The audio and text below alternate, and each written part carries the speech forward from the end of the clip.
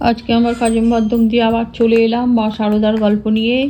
তো সারদা ছোটোবেলা থেকেই মানে দেবদেবীর প্রতি খুবই ভক্ত ছিল এবং পড়াশোনাতেও খুব আগ্রহী ছিলেন, পড়াশোনাও করেছেন একটু। আর মা কে নানা রকম কাজে সাহায্য করতো বড় হওয়ার পর থেকে, মানে ছোটোবেলার থেকে একটু যখন বড় হলো। তো খড় খুব অল্প ছিল, তার জন্যে ইয়েতে নেমে আপনার শ্যাওলা তুলতে হতো। তো একদিন কি করেছে, এক গলা জলে নেমে শিশু সারদা দল শ্যাওলা কাটছে দেখে সঙ্গে তার বয়সীরই আর একটা মেয়ে শ্যাওলা কেটে তার হাতে যোগান দিচ্ছে, সারদার হাতে। তো এতে অবাক হয় সারদা।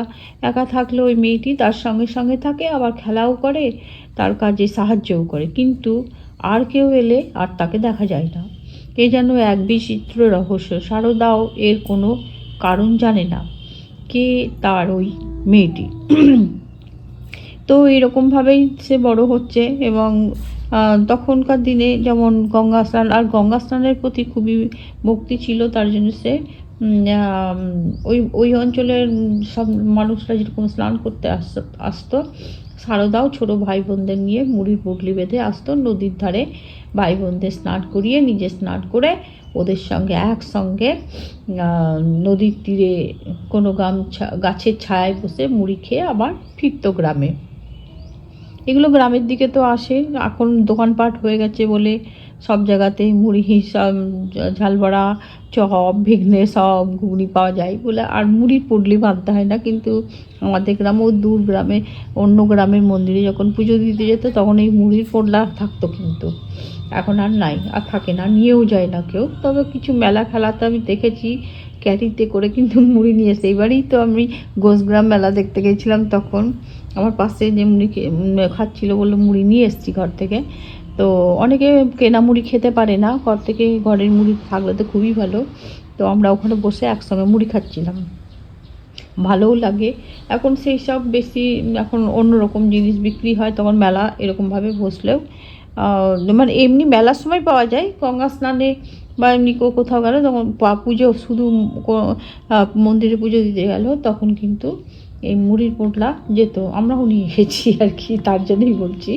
তো যাই হোক, আমি আবার গল্পতে ফিরে আসি। হ্যাঁ, তো চাষবাস, হ্যাঁ, বর্ষার আগে থেকেই মাঠে সার ছড়ানো, চাষ করা, বীজ দান বোনার, হ্যাঁ, কাজ শুরু হতো। তারপর আকাশ কালো করে নামতো বর্ষার মেঘ। হ্যাঁ, তো এইভাবেই ওর ছোটোবেলাতে এইভাবে সুন্দরভাবে কেটেছে আর কি।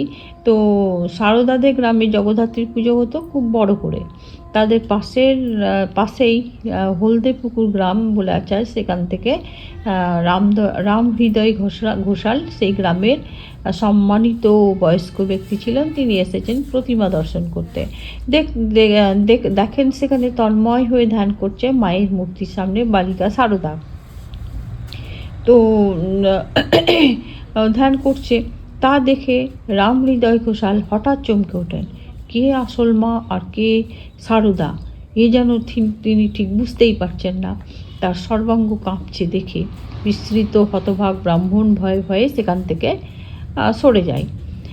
তো অকস্মাৎ কি যেন দিব্য দর্শন ঘটেছে তার, এই বিস্ময় তাকে হতবাক করে দেয়। এই ব্যাপারটা মা সারদাময়ী হয়তো তখনও জানতে পারেনি। অবশ্য পরবর্তীকালেও দেখা যায় মা নিজেকে কোনো দিনই ভুলেও প্রকাশ করতে চাননি। অতি সাধারণ আদর্শ মা হিসাবে নিজেকে বিশ্বের সংসারে সেবিকার মতোই রেখেছিলেন। সারদামণিকে তার জন্মদাত্রী মা শ্যামাসুন্দরীও বোধহয় চিনতে পারেননি। সারদার সমস্ত ব্যাপারটাই তার কাছে যেন মনে হতো রহস্যময়। শেষ বয়সে আর থাকতে না পেরে শ্যামাসুন্দরী তাকে জিজ্ঞাসা করেছিলেন, মা গো, তুই আমার কে মা? আমি যে তোকে চিনতে পারছি না। মায়ের এই কথায় সারদা মা বিরক্তির সঙ্গে জবাব দেন, কে আবার? আমার কি 4টে হাত রয়েছে? তাহলে তোমার কাছে আসবো কেন?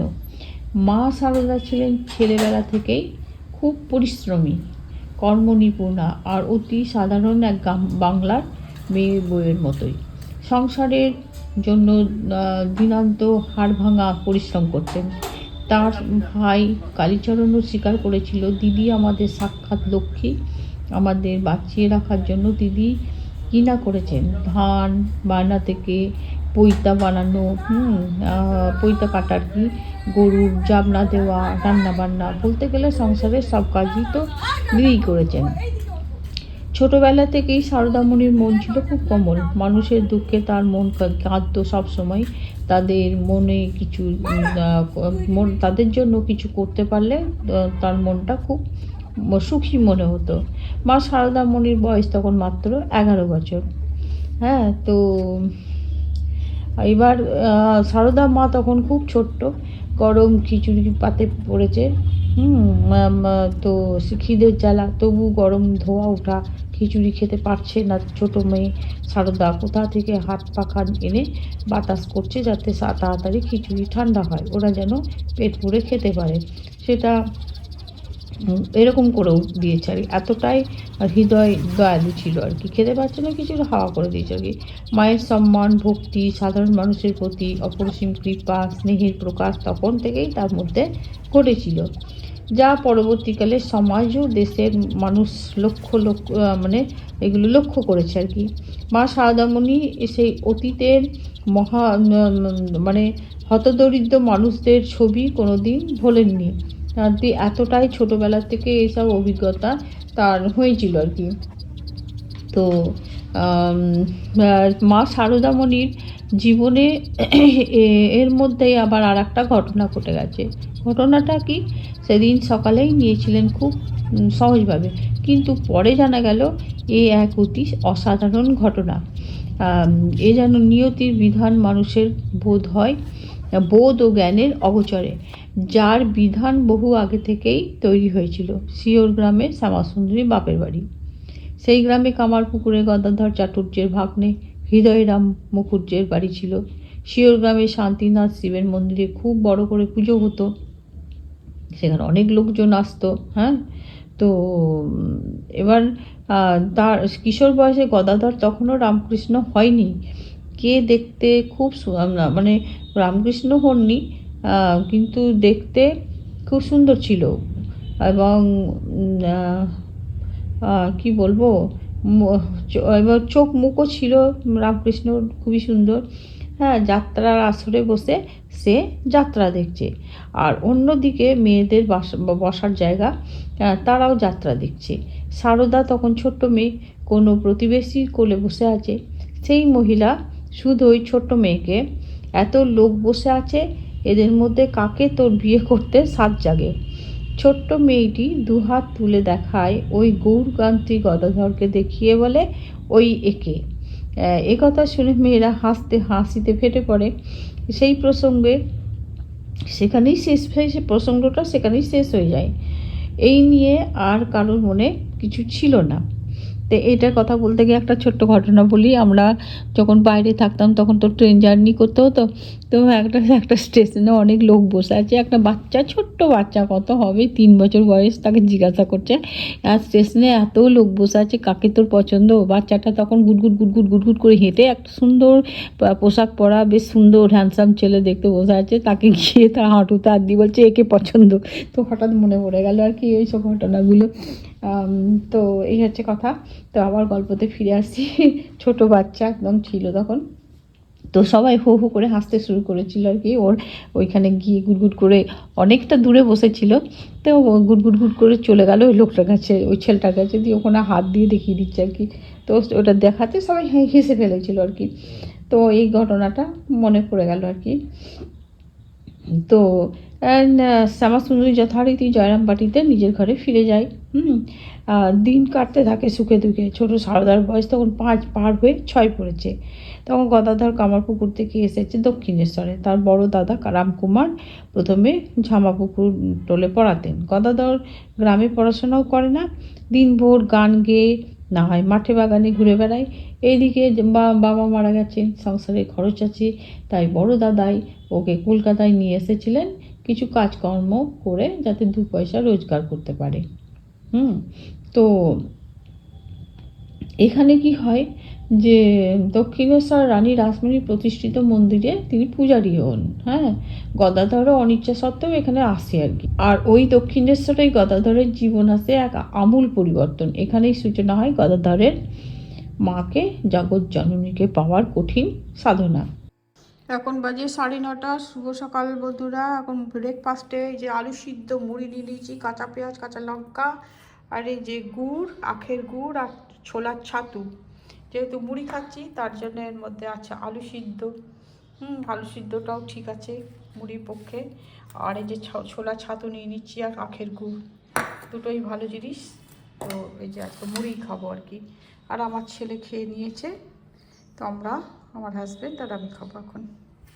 জয় শ্রী শম্ভু, নমস্কার। আপনারা সবাই কেমন আছেন? আশা করছি সবাই খুব ভালো আছেন। আমার আজকের এই নতুন ভিডিওতে আপনাদের সবাইকে স্বাগত জানাই। তো আমার পুজো হলো, কমপ্লিট হলো, এখন বাজে 11:21। তো তীব্র ব্যাকুল সেই সাধনা, সেই সময় সাধারণ মানুষের চোখে তার দুস্তর তপস্যাকে পাগলামি বলেই মনে হতো। দিন রাত গদাধর তার নিদ্রা ত্যাগ করে দক্ষিণেশ্বরের বাগানে গঙ্গার তীরে মা মা বলে ডাকছে। পরনের কাপড় চোপড়েরও ঠিক নয়, চোখ মুখও যেন অন্যরকম। সকলেই ভাবে ওসব বায়ুরোগের লক্ষণ ছাড়া কিছু নয়। অনেকেই বলতো পাগল। এই খবরটা কলকাতা থেকে যেন হাওয়ায় ভেসে কামারপুকুরে চলে আসলো গদাধরের মা চন্দ্রমণির কানে। মায়ের মন স্বভাবতই ব্যাকুল হয়ে ওঠে ছেলেকে দক্ষিণেশ্বর থেকে তার কাছে নিয়ে আসার জন্য। এদিকে গদাধরের সেই মাতৃসাধনা কিছুটা সিদ্ধির পথে এগিয়ে চলেছে। কঠিন তপস্যায় মা ভবতারিণী তাকে দর্শন দিয়েছেন। গদাধরের মনে তখন নীরব প্রশান্তির ছায়া। সেই সময় মায়ের ব্যাকুল অনুরোধে বড় ভাই রামকুমার গদাধরকে রামপুকুরের মায়ের কাছে পাঠালেন। গদাধর কাছে পেয়ে মা চন্দ্রমণি তাকে সুস্থ করার জন্য ঝাড়ফুঁক, ওঝা, বুদ্ধি, তান্ত্রিক এইসব অনেক কিছু করে শুরু করলেন। কিন্তু গদাধর তখন নিজের চিত্তেই কিছু প্রশান্তির স্পর্শ পেয়েছে, তাই সে ক্রমশ সহজ এবং স্বাভাবিক সুস্থ হয়ে উঠতে থাকে। তবু মায়ের মন ভরসা পায় না। মেজ ছেলে রমেশ্বর তখন গ্রামেই থাকে। বাড়িতে বড় বৌদি অর্থাৎ রামকুমারের স্ত্রী তো আছেই। সকলের সঙ্গে পরামর্শ করে মা ছেলের অর্থাৎ গদাধরের বিয়ে দেওয়ার জন্য মনস্থ করল। তো আমার আজকে এই গল্পটাই এতদূর পর্যন্ত রাখলাম। ভিডিওটা অনেকটাই বড় হয়ে যাবে গল্পটা, তো আবার বাকিটা কালকে বলবো।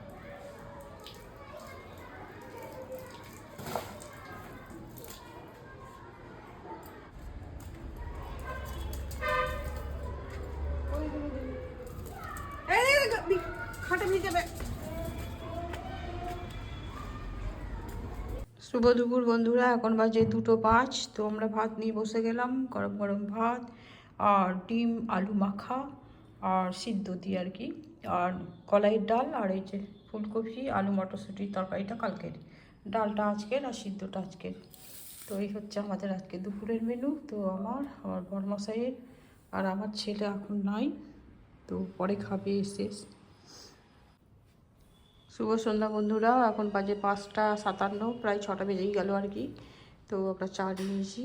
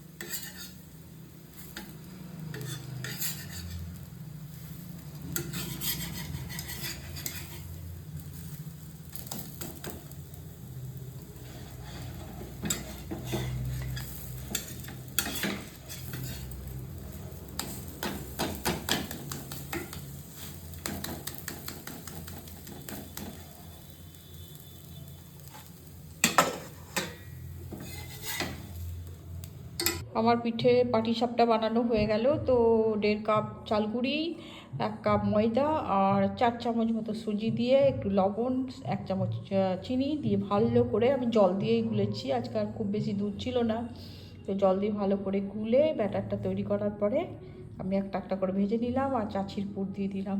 চাচিটা পিওর চাচি দিয়েছি, বাড়িতে বানানো। তো এই হচ্ছে আমার আজকে পাটিসাপটা রাতের খাবার। ওইসব আসছে, এক এক করে আসবে। কাবের চলে এসছে, ওর নাম কাবের, ওর নাম হাসি। কি হলো, ওকে তাড়াচ্ছিস কেন? আয় কাবের, দেখেছিস কিরকম বদমাস। মার খাবি কিন্তু, সবাই মিলে খাও। আয়, কাবেরটা খুব বদমাই, কাবেরটা দিয়ে তো দে, ওকে দে আগে, তুই ওদিকে দিয়ে দে, ফটফট করে দিয়ে দে, দেরি করিস না। আর একজন আসছে, রাখিস। ওইদিকে একজন আসছে, গাড়ি আসছে।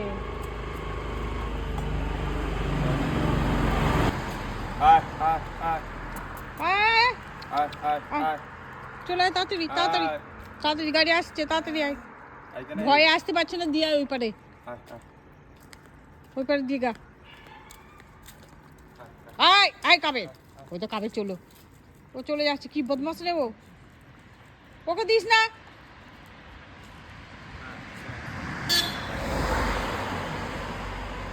এই দিককার ভাতগুলো ছেড়ে দিয়ে ওইদিকে ছুটছে। সাদাটাকে দে, সাদাটাকে দে, মাটাকে দে, মাটাকে। আয় আয় আয় আয়, এই তুই খেলি তো হাসি, আয় আয়। ওই দেখ একটা, ওখানে দিস না, ওখানে লোকের বাড়িতে দিস না, এই রাস্তায় দে, রাস্তায়।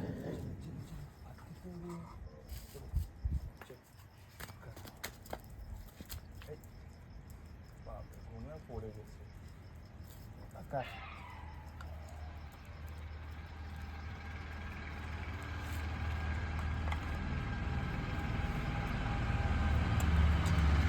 খালি তো ওই জায়গায় ভয়ে আসছে না।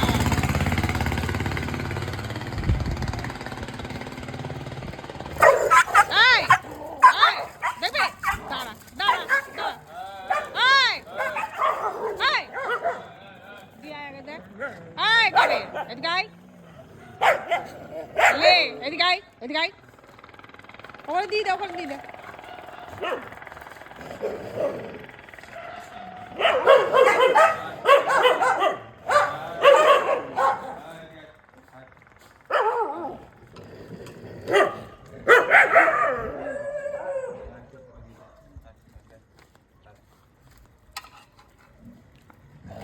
আয়, এটা খুব বদমাশ।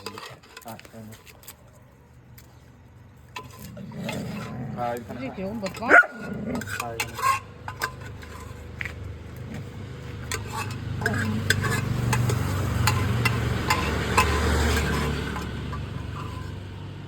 अच्छा ওই যাও টুকু টুকু ওই দেখো ওই দেখো ওই যাও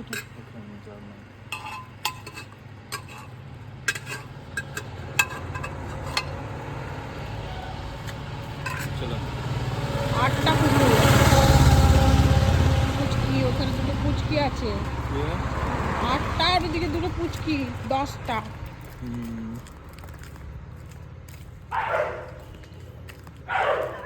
চ চ চ আর তাকাতে হবে না, ফিরে চ, খাওয়া হয়ে যাবে, চলে যাবে। কোথাও সব ঘুমাতে দেবে, মাটি তো মারছে রে।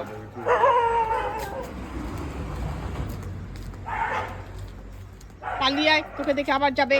আমাকে দে প্রেশার কুকারটা, আমাকে দে। তারা ওদিকে, তারা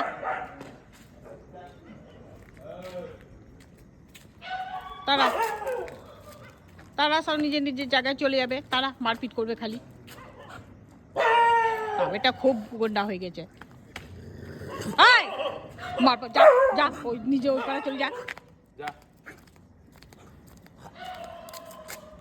খাওয়া বেশি হয়ে গেছে নাকি? চলো চলো হবে চ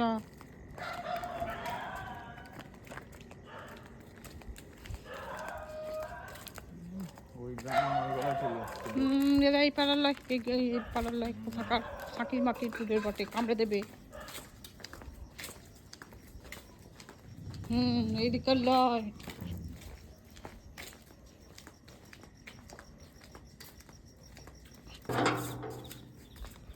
আমাদের খাবার দেওয়া হয়ে গেল, ঘর ঢুকে পড়লাম।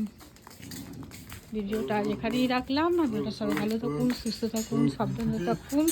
আর প্লিজ আমাকে লাইক, শেয়ার এবং সাবস্ক্রাইব করবেন।